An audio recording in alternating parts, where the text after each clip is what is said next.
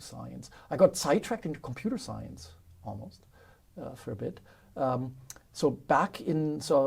left Spain in 1979. We got here in early 1980, and the personal computer revolution just started.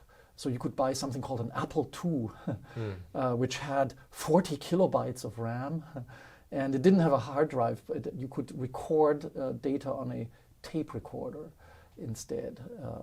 It was actually interesting to listen to because it encoded the bits, of course, as some kind of two different kinds of blips, and so you listen to it and it sounded like a modem, but that doesn't tell anybody nowadays anything either anymore. But it made that kind of a sound. But anyway.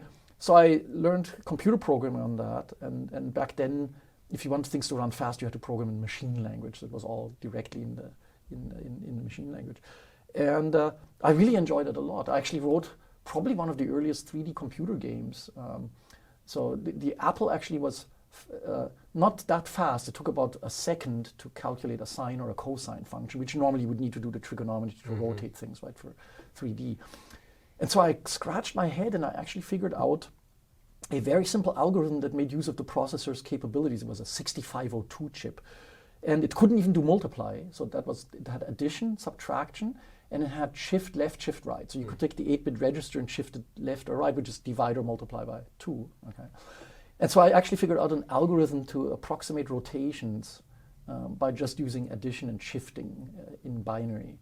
And so I wrote a computer game where you could go through, it was one of those like personal, you could go through a corridor and turn left and right. Maybe I should have stuck with it. I think it's a more lucrative business than the one I ended up in the end. But, and my brother, by the way, helped me with this. Because you had to code everything in hexadecimal, that was like the highest level. So you didn't have to at least do the binary strings. You could do hexadecimal. But I was too lazy even for that, and I just coded in terms of the machine language command abbreviations, which nowadays you would have an assembler, which nobody uses anymore. And now we have better stuff to work with.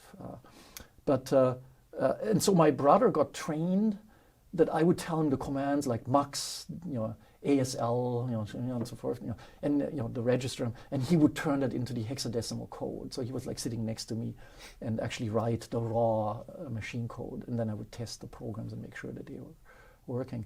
And he became a computer scientist. So he did very well at it too. I think his company had an initial public offering, like 3 years or so in, and he was one of the first 5 people or something like that hired by it. So he made out very well with that. So we do have computer science in the family, just not me. And I still do computational work even now. We do a lot of computer simulation, computer simulated dynamics. But but I'm dedicating it to biology and chemistry and physics as opposed to computer science. So I got out of it, and my brother really got into it. But then I studied chemistry when I got to the university. So. Which company? The company was called, so it doesn't exist any longer because it was bought up then by an even bigger company. It was called Heuristic Physics Laboratories. And they were a company like, if you maybe people here know, there's these companies like Lam Works or KLA, and they make semiconductor testing equipment. So they're not actually making the chips or the memory or that sort of stuff, but they make equipment to actually test for defects and things of that sort. So Heuristic Physics Labs was one of those companies in the early 90s, and they were eventually bought out. But I don't know. They probably are part of Lam or KLA right now. But I don't know which. You mentioned the Apple II. Is this what inspired your look? Following the creator? No. So he wasn't actually. I was wearing this long before Steve Jobs. Really? Did. Yeah. Steve Jobs only got into this because it became like Euro tech savvy in the 1980s to wear like black, pullovers and gray pants. This is actually what I call like German artwear.